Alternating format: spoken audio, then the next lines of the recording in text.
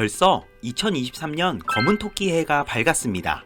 새로운 한 해를 맞이해서 이런저런 계획을 세우는 분이 많은데요. 건강 계획은 잘 세웠는지 모르겠습니다. 건강을 챙길 시간이 없다고요? 어떻게 할지 모르시겠다고요? 올해 건강을 쉽게 포기하실 건 아니신 거죠?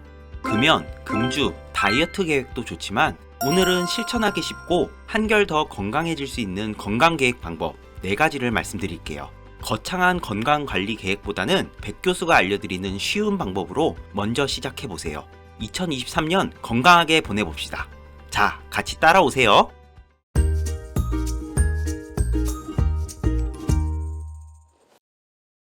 아침에 일어나면 물 한 컵 드세요. 물은 미지근하거나 약간 따뜻한 정도의 물이면 좋겠습니다.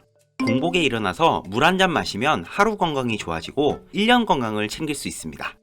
왜 아침에 일어나면 물 한 컵 마셔야 할까요? 자고 일어나면 수분이 부족해지기 때문입니다. 자는 동안 뇌는 쉬는데요. 쉴 때 가만히 있는 게 아닙니다. 뇌에 쌓였던 노폐물을 제거하고 부족한 물질을 뇌로 보충하는 작업을 합니다. 그래야 뇌가 낮에 잘 일할 수 있게 되는 거죠.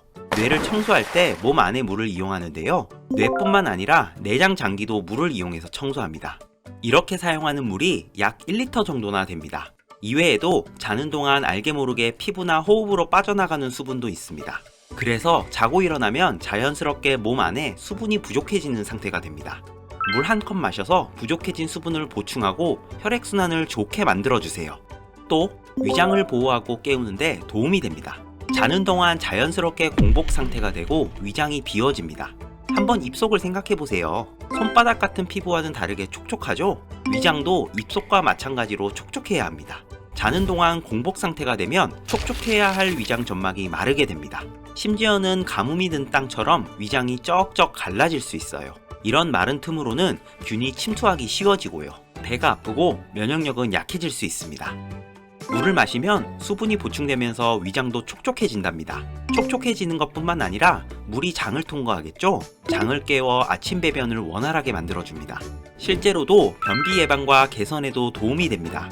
또 아침 공복에 마시는 물은 배고픔을 줄이고 약간 포만감을 줘서 아침 과식을 막아줍니다.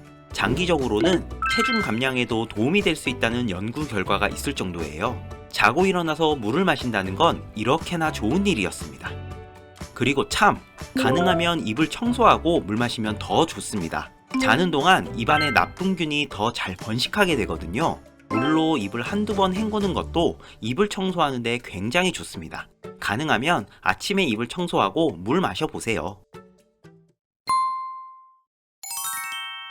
두 번째는 당이 첨가된 음료를 줄이세요.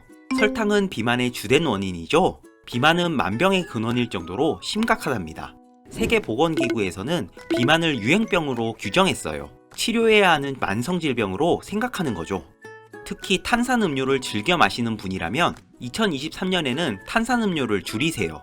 이런 음료수에는 기본적으로 10개 정도 되는 각설탕을 녹여낸 양의 당이 들어있습니다. 음료수는 겉으로 보기에 당이 많은 것처럼 보이지 않아서 심각성을 눈으로 느끼지 못하기 때문에 문제가 되는데요. 눈앞에 각설탕 10개가 있는데 그걸 지금 당장 다 먹어야 한다고 생각해보세요. 건강을 해치는 느낌, 살찌는 느낌, 이가 썩는 느낌, 팍팍 드시죠. 가장 좋은 건 순수한 물을 마시는 건데요. 의지가 확실하다면 단칼에 성공할 수도 있겠지만 가당음료를 마시는 건 습관이기도 하고 이미 뇌가 설탕에 익숙해진 상태라서 그럴 수 있습니다.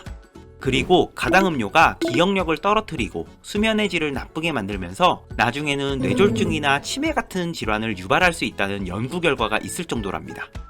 카페에서 달달한 커피 대신 아메리카노 같은 음료수나 탄산수를 마시는 방법으로 가당음료를 줄여보시기를 부탁드릴게요. 가족이나 주변 사람 중에 가당음료를 많이 마시는 사람이 있다면 반드시 줄이도록 해주세요. 세 번째로는 탄수화물을 줄여보고 단백질을 더 많이 드세요. 우리나라 성인에서 단백질 섭취가 부족하다는 국민건강영양조사 자료와 논문이 있어요. 우리나라 식단 구성에서 보통 단백질 공급원 식품이 적기 때문인데요. 단백질은 체중 1kg당 1g 정도는 먹는다고 생각해주세요. 체중이 60kg이라면 하루에 단백질을 총 60g을 먹어야 합니다. 한 끼에 단백질 20g 정도를 먹으면 되겠죠. 몸 상태에 따라 1.2g 수준까지도 괜찮을 수 있습니다. 나이가 들수록 근육량은 점차 줄어듭니다. 근손실이 꾸준히 발생하는 거죠. 근육을 잘 유지하기 위해서 질 좋은 단백질을 식단에 포함해서 드셔야 합니다. 달걀, 닭가슴살 같은 동물성 단백질과 콩, 두부, 브로콜리, 견과류 같은 식물성 단백질을 함께 골고루 드세요. 아미노산이 서로 달라서 단백질 흡수나 단백질이 몸에서 이용되는 걸 서로 보완해주기 때문입니다. 탄수화물은 살찌게 만드는 주된 원인입니다. 살을 빼겠다고 생각하시는 분은 평소 먹는 양의 70에서 80% 정도로만 탄수화물을 먹어보세요. 탄수화물 줄이기 어렵다면 질 좋은 탄수화물을 드셔보시는 것도 도움이 됩니다. 흰쌀, 흰 밀가루 같이 정제된 단순당 탄수화물은 건강에 좋지 않습니다. 당뇨병이 있는 분에게는 더 좋지 않은데 급격하게 혈당을 올릴 수 있기 때문입니다. 잡곡밥, 현미, 통곡물빵 같은 질 좋은 복합당 탄수화물을 드셔보세요. 마지막으로 가벼운 운동을 하세요. 활력을 챙기고 적당한 근력 유지를 위해서 운동을 시작하세요. 거창한 운동은 필요 없습니다. 운동을 하지 않는 분이라면 걷기부터 시작하세요.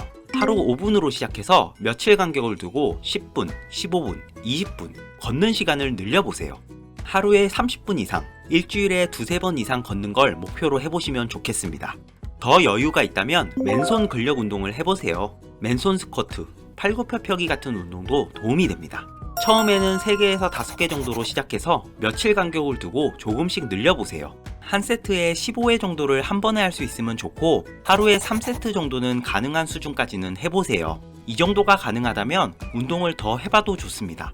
이미 운동을 충분히 하고 있는 분이라면 지금 하는 운동을 꾸준히 유지하도록 하세요. 지금까지 2023년 새해 건강 챙기는 방법 4가지를 말씀드렸습니다.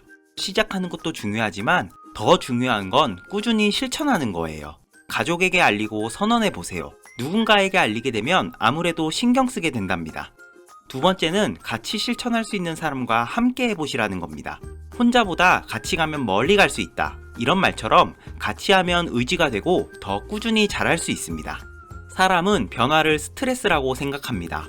급격한 변화는 엄청난 스트레스예요. 변하지 않는 상태를 편안하게 느끼고 변화하지 않으려고 합니다. 하지만 유일하게 변하지 않는 건 바로 변하지 않는 건 없다는 사실뿐이랍니다. 모든 건 변하게 되어 있고 변화해야만 합니다. 긍정적인 마음으로 작은 변화부터 시작해봤으면 좋겠습니다. 작지만 사소한 변화로 스트레스 받지 말고 2023년에는 변해봤으면 좋겠습니다. 아침 물 마시기, 가당 음료 줄이기, 탄수화물 줄이고 단백질 더 먹기, 가볍게 운동하기로 건강을 챙기고 새해에는 더 건강해지면 좋겠습니다. 2023년은 백 교수와 함께 건강 챙길 수 있도록 제가 좋은 정보 계속 알려드리겠습니다. 화이팅입니다. 오늘 영상이 도움이 되셨다면 주변 지인과 꼭 공유해서 함께 건강해지세요. 구독과 좋아요 부탁드립니다. 감사합니다.